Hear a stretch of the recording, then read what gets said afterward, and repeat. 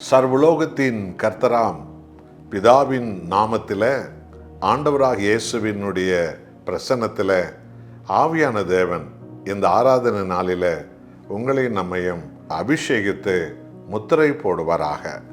கர்த்தாதி கர்த்தருடைய சமூகத்தை இந்த நாளில் தேடும் பொழுது அவர் விழாவிலிருந்து வடியும் அந்த பாவ மன்னிப்பின் ரத்தம் நமது பாவ அக்கிரமங்களை பூரணமாய் கழுவி நம்மை சுத்திகரிக்கும், நம்மை நீதிமான்களாய் மாற்றும். அவருடைய விழாவிலிருந்து வடியும் ஜீவ தண்ணீர் ஆவியானவர் தானே நம்மை அபிஷேகித்து நாம் புதுபலன் அடையவும், புது சுகத்தை பெற்றுக்கொள்ளவும், நாம் மறுரூபம் அடையவும், ஆசீர்வாதத்தின் ஜனங்களாய் நாம் மாறவும் கர்த்தர் உங்களை இந்த நாளில் அபிஷேகித்து புதுப்பிப்பாராக. உபாகமம் 4ஆம் அதிகாரம் 7ஆம் வசனத்தை வாசித்து பாருங்கள். வேதம் இப்படியான பரவசமான செய்தியை நமக்கு சொல்லுகிறது. நம்முடைய தேவனாகிய கர்த்தரை நாம் தொழுது கொள்ளும் போதெல்லாம் அவர் நமக்கு சமீபமாக இருக்கிறது போல, தேவனை இவ்வளவு சமீபமாய் பெற்றிருக்கிற வேற பெரிய ஜாதி எதுவுமே கிடையாது. இன்றைக்கு உலகம் முழுவதும் உள்ள அநேக மார்க்கத்து மக்கள் அவர்களுடைய கடவுள் தரிசனங்களை பற்றி, அவர்களை பற்றி டிவியிலையோ பத்திரிகைகளையோ வெளியில் வரக்கூடிய விளம்பரங்கள் அது சிரிப்புக்குரிய ஒன்றாக இருக்கும். லட்சக்கணக்கான மக்கள் கடவுளை தரிசிக்க ஏதோ அவர்கள் இவ்வளோ தொகை கொடுத்து டிக்கெட் வாங்கி கொண்டு வரிசையில் நிற்கிறார்கள் என்ற செய்தியை நாம் பார்க்கிறோம். பெரும் பணக்காரர்கள் கடவுளை தரிசிக்க அவர்களுக்கென்று ஸ்பெஷல் நேரம் ஒதுக்கப்பட்டிருக்கிறது. அதிலும் மகா பெரிய பதவியிலே உயர்ந்த ஸ்தானத்தில் இருக்கிறவர்கள் கடவுளை தரிசிக்க அவர்கள் எங்கேயுமே நிற்க வேண்டியதில்லை, டிக்கெட்டெல்லாம் வாங்க வேண்டியதில்லை. அவருடைய பதவி, அவர்களுடைய அதிகாரத்தினால அவர்கள் எந்த நேரத்திலும் போய் கடவுளை தரிசிக்கலாம் என்ற செய்தியெல்லாம் பார்க்கும்போது இவர்கள் ஒரு நிமிஷம் அதை சிந்திப்பது இல்லையா என்ற யோசனை நமக்கும் வந்து விடுகிறது. அன்பானவர்களே, சர்வலோகத்தை உண்டாக்கிய கடவுளை தரிசிக்க டிக்கெட் அவசியமா? பைபிள் என்ன போதிக்கிறது என்று பாருங்கள். நம் ஆண்டவராக இயேசு கிறிஸ்துவின் நாமத்தில் எங்கே 2 பேர் 3 பேர் ஒன்றாய் கூடி ஜெபிக்கிறோமோ, கர்த்தராகிய இயேசு சொன்னார் மத்தேயு 20ஆம் அதிகாரம் 18வது வசனத்தில், நான் உங்கள் மத்தியில் நான் இருப்பேன் என்று சொல்லி. ஆமாம் அன்பானவர்களே, ஆண்டவராக இயேசுவை நாம் இப்பொழுதெல்லாம் ஆராதிக்கிறோமா, அப்பொழுதெல்லாம் தேவன் நம் மத்தியில் வந்து விடுகிறார். இயேசு சாமிக்கு முன்பு யார் ஒருவர் முழங்கால் போடுவார்களோ அங்கே தேவ பிரசன்னம் இருக்கிறது. இதுதான் சத்திய தேவனுடைய சத்திய செய்தி.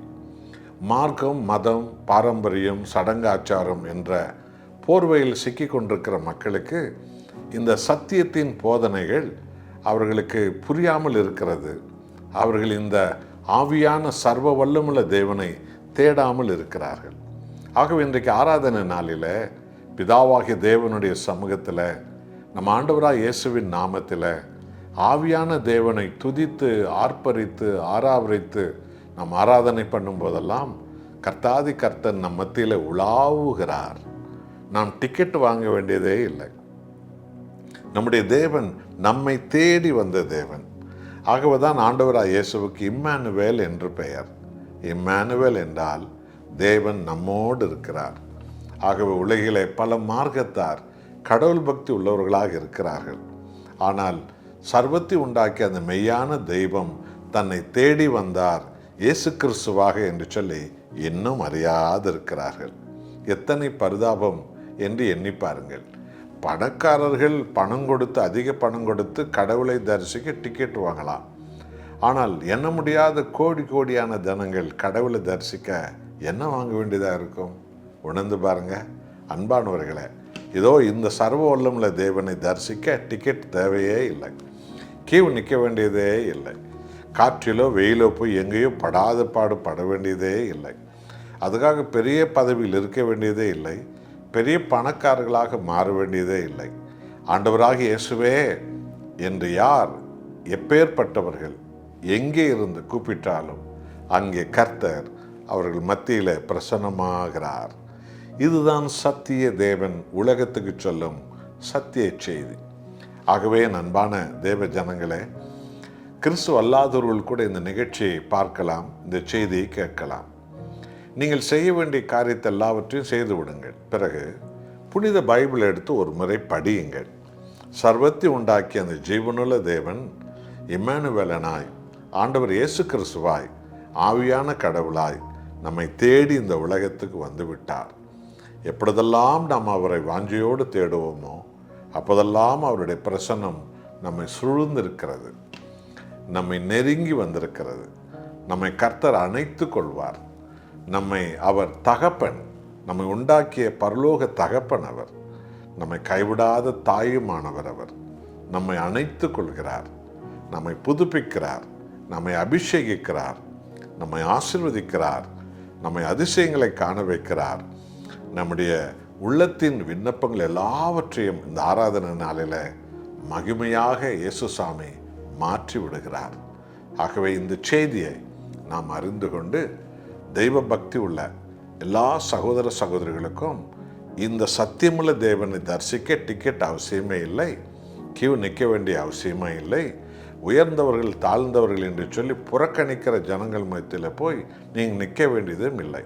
நீ குடிசையில் இருந்தாலும் சரி, தெருவில் இருந்தாலும் சரி, மருத்துவமனையில் இருந்தாலும் சரி, ஜெயிலில் இருந்தாலும் சரி, நீ எந்த தனிமையில் இருந்தாலும் சரி, ஆண்டவராக இயேசுவே என்னை நீ கூப்பிடுவாய் என்றால் இந்த சர்வலோகத்தின் கர்த்தர் உன்னை சூழ்ந்து கொள்வதை, உன்னை தேடி வந்து உன்னை புதுப்பிப்பதை, குணமாக்குவதை நீங்கள் காண்பீர்கள் என்று சொல்லி நம்முடைய சகோதர சகோதரிகள் பல கோடி மக்களுக்கு இந்த சத்தியமுள்ள தெய்வத்தினுடைய அன்பின் பிரசன்னத்தை சொல்லவும் நாம் கடமைப்பட்டிருக்கிறோம்.